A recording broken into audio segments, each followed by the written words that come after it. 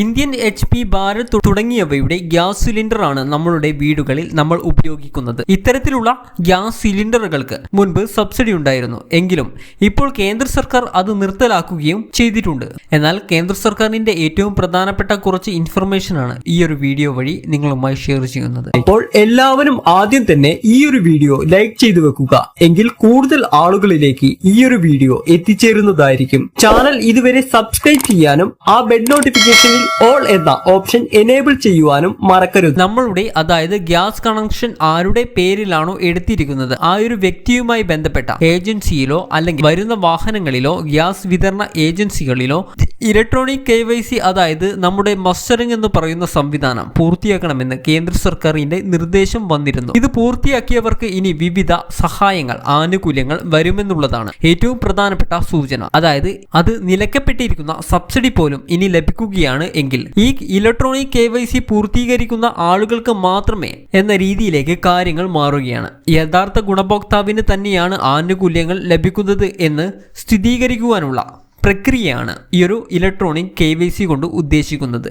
പാചകവാതക കമ്പനികളോടും electronic KYC എന്ന് പറയുന്ന ആധാർ അധിഷ്ഠിത ഒരു വെരിഫിക്കേഷൻ പ്രക്രിയ നിർവഹിക്കുന്നതിനു വേണ്ടി കേന്ദ്ര സർക്കാർ ചുമതലപ്പെടുത്തിയിരുന്നു. ഇത് ആധാർ അധിഷ്ഠിത വെരിഫിക്കേഷൻ ആണ്. ഇത് പൂർത്തീകരിക്കുന്നതിന് വേണ്ടിയിട്ടുള്ള സമയമാണ് ഇപ്പോൾ നടന്നുകൊണ്ടിരിക്കുന്നത്. അവസാന തീയതി പ്രഖ്യാപിച്ചിട്ടില്ല. അവസാന തീയതി കൂടി കഴിഞ്ഞാൽ അങ്ങനെ ഒരു തീയതി വന്നാൽ അപ്പോൾ നമുക്ക് ചെയ്യുവാൻ സാധിക്കില്ല. എങ്കിൽ പിന്നീട് നമുക്ക് ഗ്യാസ് റീഫിൽ ചെയ്യുവാൻ സാധിക്കുന്നതുമല്ല. അതായത് ഗ്യാസ് കണക്ഷൻ ആരുടെ പേരിലാണോ എടുത്തിട്ടുള്ളത് അവർ ഇത് തീർച്ചയായിട്ടും ചെയ്യേണ്ടത് അത്യാവശ്യമാണ്. ഇനി കണക്ഷൻ ഉള്ള വ്യക്തി മരണപ്പെട്ടിട്ടുണ്ട് എങ്കിൽ ഉടമസ്ഥ അവകാശം ചേഞ്ച് ചെയ്യുന്നത് ഉൾപ്പെടെയുള്ള കാര്യങ്ങൾ ആദ്യഘട്ടത്തിൽ ചെയ്യണം. അതിനുശേഷം ആ വ്യക്തി ഈ ഇലക്ട്രോണിക് KYC ചെയ്യുന്നതിന് വേണ്ടി ശ്രദ്ധിക്കുകയും വേണം. നിലവിൽ നമുക്ക് BPL-ഉം അതോടൊപ്പം തന്നെ AY റേഷൻ കാർഡിൽ ഉള്ള എല്ലാ ആളുകളും ഗ്യാസ് കണക്ഷൻ ഉള്ളവർക്കാണ് ഉജ്ജ്വൽ യോജനയുടെ സഹായം ലഭിക്കുന്നത്.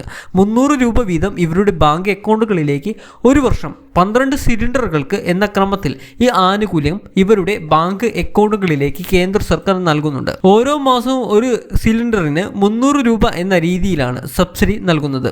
അതുകൊണ്ട് തന്നെ ഇവർക്ക് 610 രൂപ ഗ്യാസ് സിലിണ്ടർ ലഭിക്കുന്ന സാഹചര്യമുണ്ട്. 610 രൂപയ്ക്ക് ഗ്യാസ് സിലിണ്ടർ ലഭിക്കുന്ന ഒരു സാഹചര്യവുമുണ്ട്. അപ്പോഴും സ്കീമിലേക്ക് അപേക്ഷകൾ സ്വീകരിച്ചു വെക്കുന്നുണ്ട്. പക്ഷേ പോർട്ടൽ ഓപ്പൺ ആകുന്ന സമയം കൃത്യമായിട്ട് പറയുവാൻ സാധിക്കുകയില്ല. ബന്ധപ്പെട്ട ഏജൻസിയിൽ അപേക്ഷകൾ കളക്ട് ചെയ്തു വെക്കുകയും അതിനുശേഷം പോർട്ടൽ ഓപ്പൺ ആകുന്ന സമയത്ത് ഇവരുടെ പേരുകൾ എൻ്റർ ചെയ്യുകയുമാണ് ചെയ്യുന്നത്. നിലവിൽ ഗ്യാസ് കണക്ഷൻ എടുത്തിട്ടില്ലാത്തവർക്കാണ് ഈ ഉജ്ജ്വൽ യോജനയുടെ സ്കീമിലേക്ക് അപേക്ഷിക്കുവാൻ സാധിക്കുന്നത്. സ്ത്രീ ഗുണഭോക്താവിന് 18 വയസ്സിന് മുകളിൽ പ്രായമുള്ള സ്ത്രീകൾക്കായിരിക്കും അപേക്ഷിക്കുവാൻ അർഹതയുള്ളത്.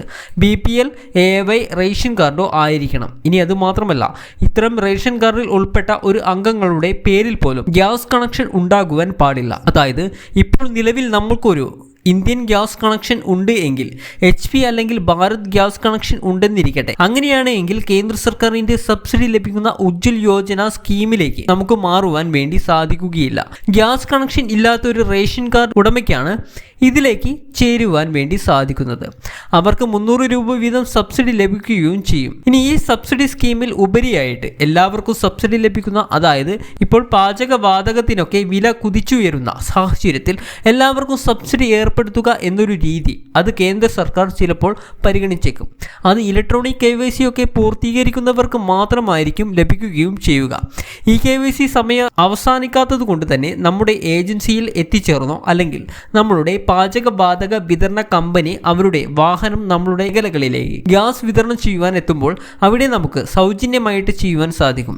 അതല്ല എങ്കിൽ ബന്ധപ്പെട്ട ഓൺലൈൻ സർവീസ് സെൻ്ററുകൾ അല്ലെങ്കിൽ അക്ഷയ കോമൺ സർവീസ് സെൻ്ററുകൾ എന്നിവിടങ്ങളിൽ എത്തിച്ചേർന്നാൽ നമുക്ക് പൂർത്തിയാക്കുവാൻ സാധിക്കും. അപ്പോൾ ചെറിയ സർവീസ് ചാർജ് കൊടുക്കേണ്ടതായിട്ടുണ്ട്. ഗ്യാസ് കണക്ഷൻ ഉള്ളവർക്കെല്ലാം ഈ കാര്യങ്ങൾ ഒന്ന് ഷെയർ ചെയ്ത് അറിയിക്കുക. മാത്രമല്ല ഈ ഒരു പ്രധാനപ്പെട്ട ഇൻഫർമേഷൻ ഇതുമായി ബന്ധപ്പെട്ട നിങ്ങളുടെ അഭിപ്രായങ്ങൾ കമൻറ്റ് ബോക്സിൽ അറിയിക്കുക.